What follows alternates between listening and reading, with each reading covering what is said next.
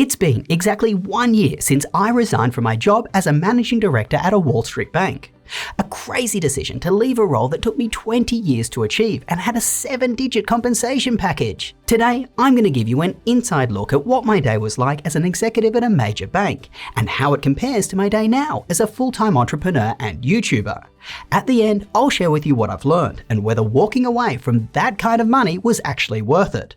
So let's wind back the clock as my alarm rings on a cold New York City morning.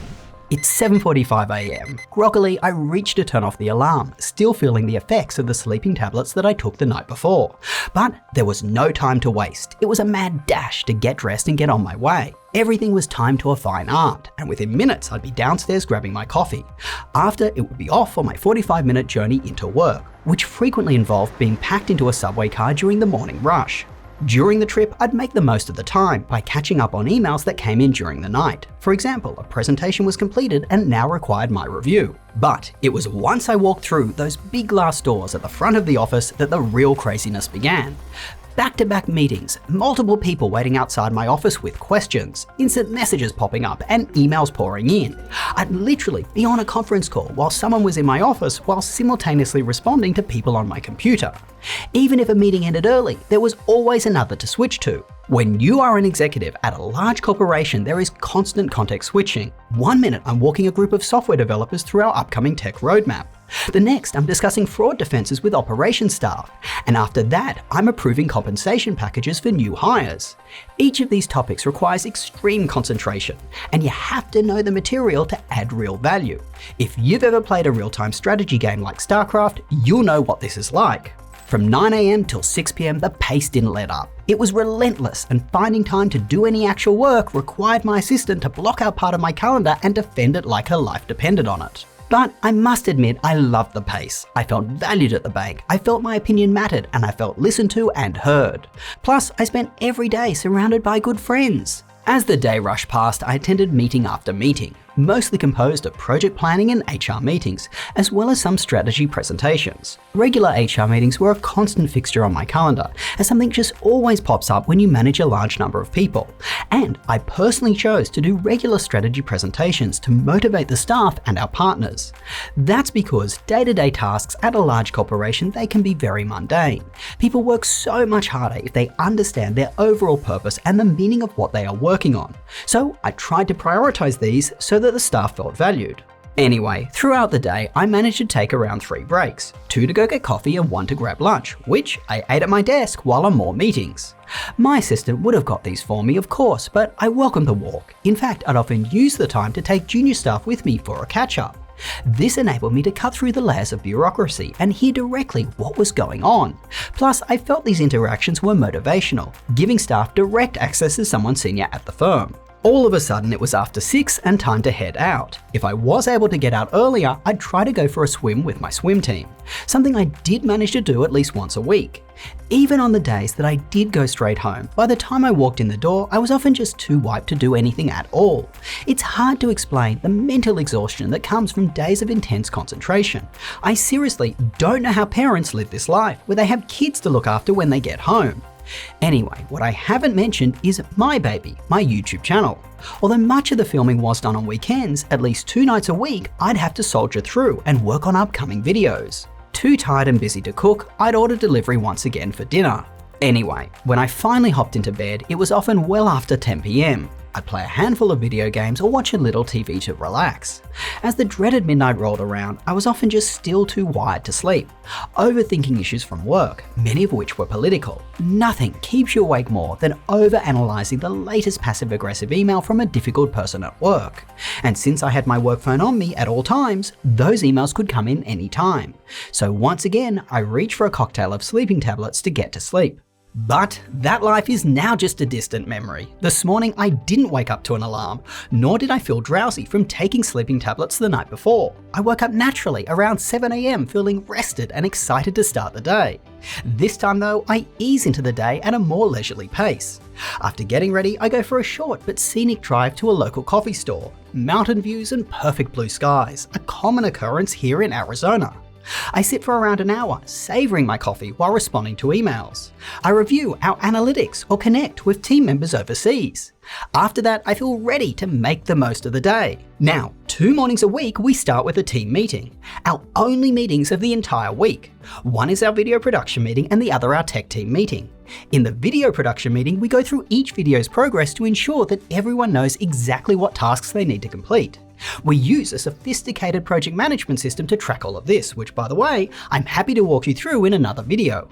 After that, we take a step back and discuss how we can improve. This can be what we choose to cover in the videos themselves or how we cover it. The storytelling, the cinematography, or anything like that. We just want to keep improving and leveling up our game. Plus, I need to ensure that my team and I are spending our time on the highest value tasks and not being distracted. Unlike at a major corporation, we do not have the luxury of investing countless hours on projects that flop. Anyway, everyone contributes in these meetings, which is the exact opposite of the meetings at the bank.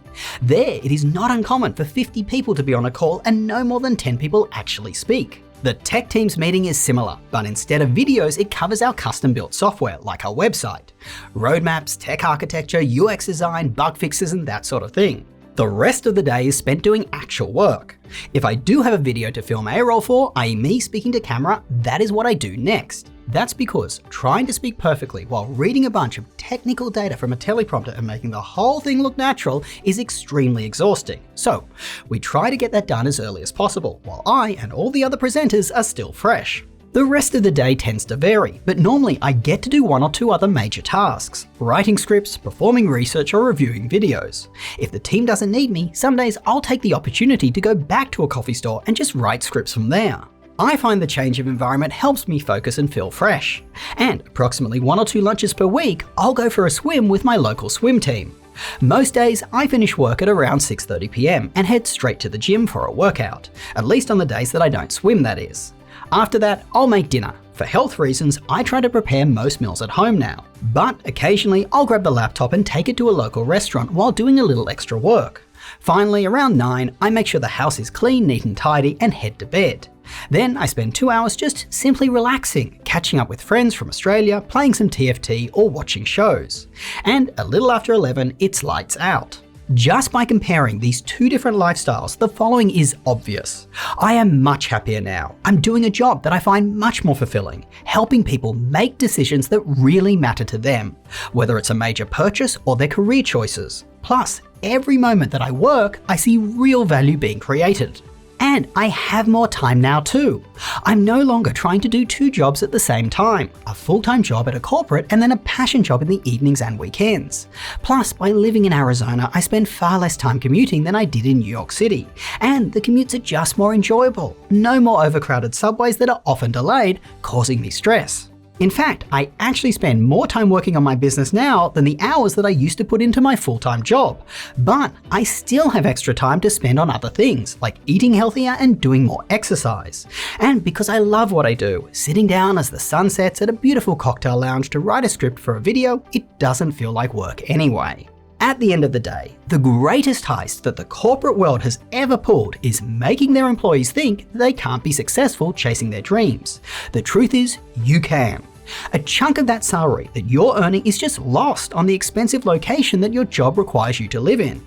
You can make just as much, if not more, working for yourself. And I'm happy to report that after less than a year running this business, we are covering our costs, which I think is an amazing achievement at such an early stage.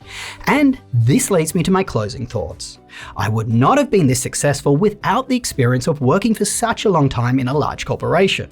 Nor would I have the finances necessary. I learned so much from my time at the bank. How to make decisions, how to remain calm and thoughtful under pressure, how to present information clearly and effectively, and how to hire and motivate large teams. These are not skills that I learnt at university, and they aren't skills that I would have picked up as quickly if I were an entrepreneur first, as I wouldn't have had anyone to learn from, and instead, these learnings would have come in the form of costly mistakes. So, even if you're considering entrepreneurship as your final career, I'd recommend doing a solid 8 to 10 years at a corporate first, enough to really understand how a profitable business works, because that's what you're trying to build. Plus, you'll get real managerial experience and you'll save money, which will help you make the right long-term decisions for your company and retain more equity. Finally, if you're in a corporate and feeling stuck or indecisive and wondering whether you can truly make it as an entrepreneur, yes you can. If other people can do it, so can you. All it takes is hard work, knowledge and experience, which is why I suggest doing time at a corporate first. But just don't get stuck there if your dream is to do something else. At the end of the day, time is finite. Everything else is infinite, so use your time wisely. I hope you found this video helpful and informative. This is a new channel, and to help it grow, give us a like, hit the notification bell and get subscribed. Plus, as I always say, it makes my dearest mother very proud. Let me know with a comment below what topics you'd like me to cover in the future. Till next time, go do something awesome with your day, and I will catch you later.